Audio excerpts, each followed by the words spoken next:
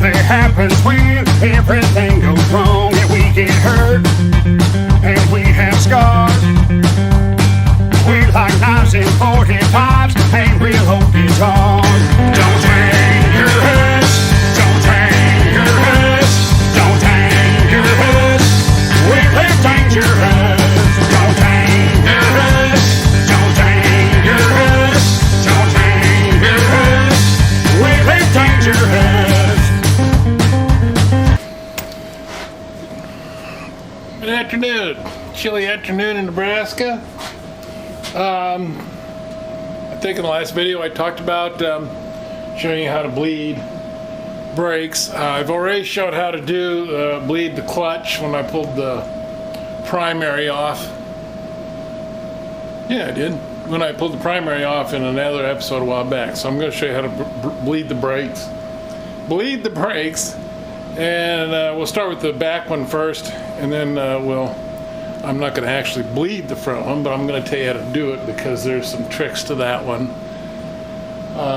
Some reason there's difficulty bleeding some of the stuff on an Excelsior Henderson because I don't know why.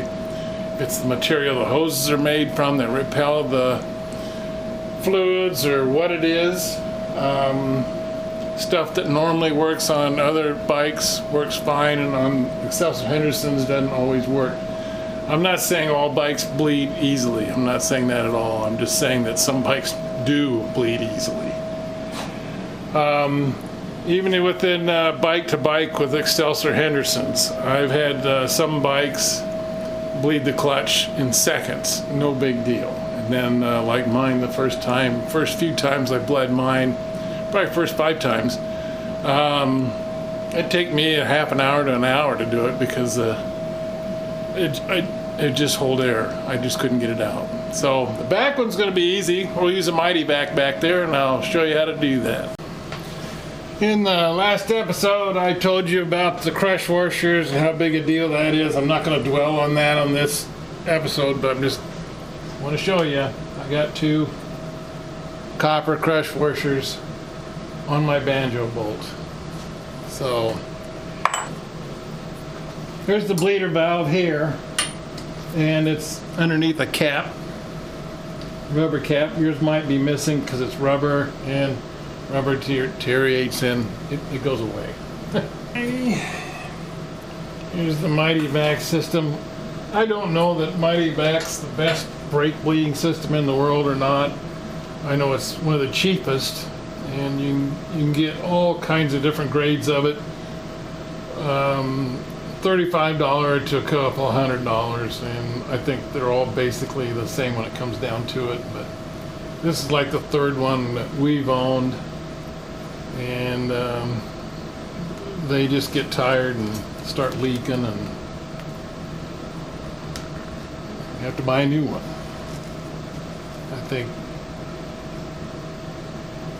I don't know what this one costs, to be honest. Okay, so I got this here nipple on it. I'm going to put it on that bleeder. And then I'm going to pump it up until I start getting brake fluid in there. Let's see what kind of... Oh, we're getting it. I got way too much throw, so I'm going to pull out some more.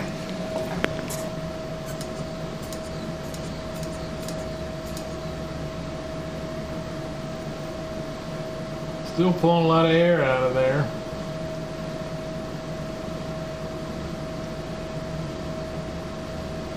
As you can see up here by my thumb.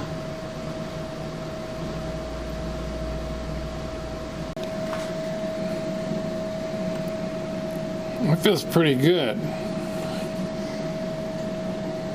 But I'm going to do it one more time.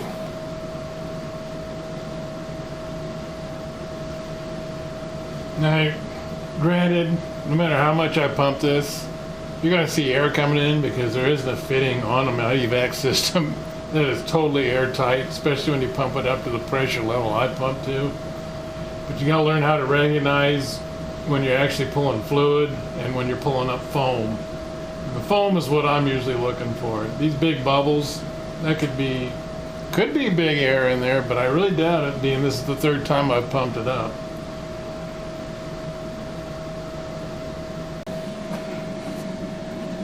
Oh yeah, that's much better. Okay, cool. So I'm going to call that good. I'm going to put the lid back on and top her off first and go from there.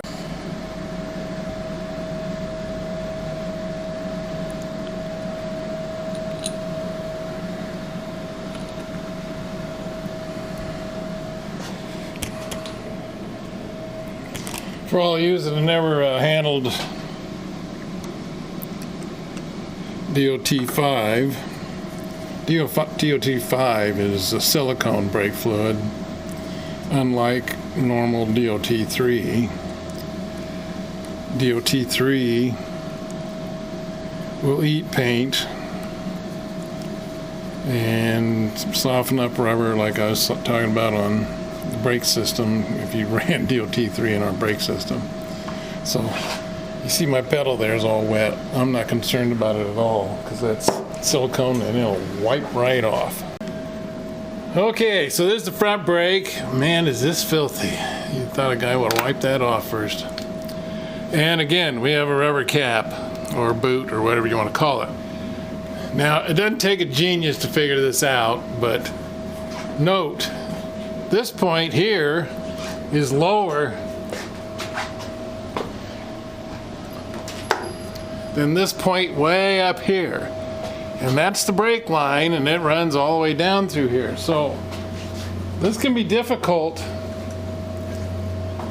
to get brake fluid past, get air past all that brake fluid on the way down through there. And believe me, I've tried all kinds of tricks, and I've had some luck with doing different things. And so I'm going to give you a few of my shortcuts that I know of. The first time I had to front brake line was on a Gilmore Indian that I had problems with, and I could not get that front brake to bleed. I just couldn't. I was doing everything I could think of, and I came up with my own little trick, and it seems to work. Okay, the standard trick. Just don't be in a hurry. Pretty much common for working on Excelsior. Don't be in a hurry. So bungee your lever back and walk away. Walk away for a couple days. And normally, this trick works normally, but sometimes it does not. Gravity will take care of it. It'll exchange the air, and all the air will come up here, and all the fluid will go down there. Normally.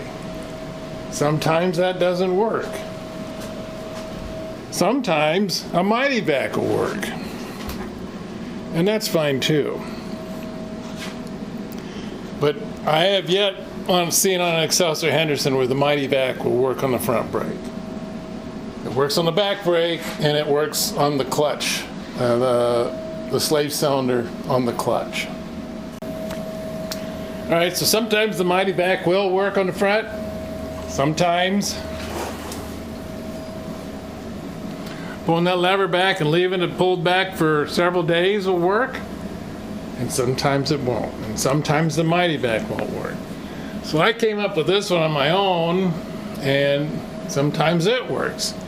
But between the combination of the three, I've always gotten the front brake bled. It took me, sometimes doing all three processes multiple times when finally it would come around.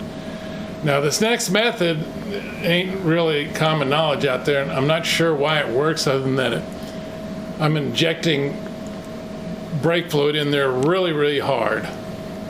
And it's pushing the air out of the top of the line. And that's where the issue is it's right here.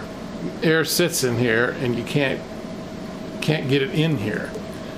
And the reasons being is that not the reasons, but one of the reasons, in the bottom of this tank, there's two itty-bitty holes that brake fluid's supposed to come through. And the brake fluid comes through it fine, but air doesn't like coming through them. But depending on temperature, I suppose, or how old the brake fluid is, I suppose. All of that makes a difference what's going to come in through there. So I came up with this other one because I was getting really frustrated on that Indian.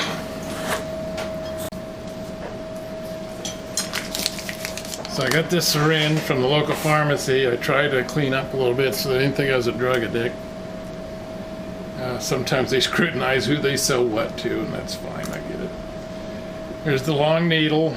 I'm not going to use that. This is all I'm going to use. We'll get over there and I'll show you what I do.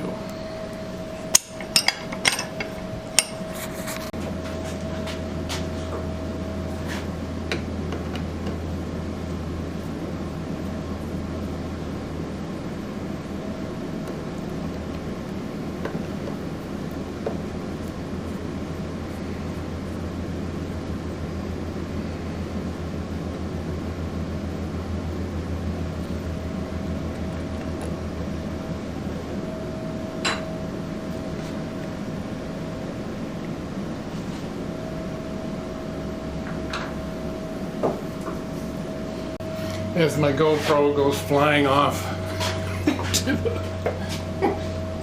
Okay, as I was saying, inside this master there's two holes.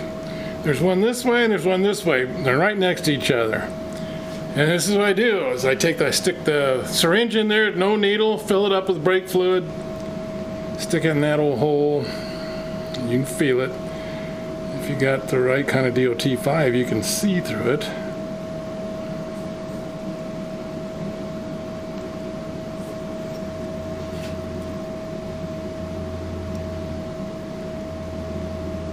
There we go, found it. And then I push it in there as hard as I can, as fast as I can. I'll do that 2 or 3 times. With this handle pulled back, that even helps. If the handle's ahead, I still can do that, and sometimes that helps. If you get a real stinker, these are just multiple choices you can do to get this to go. And that's all I do.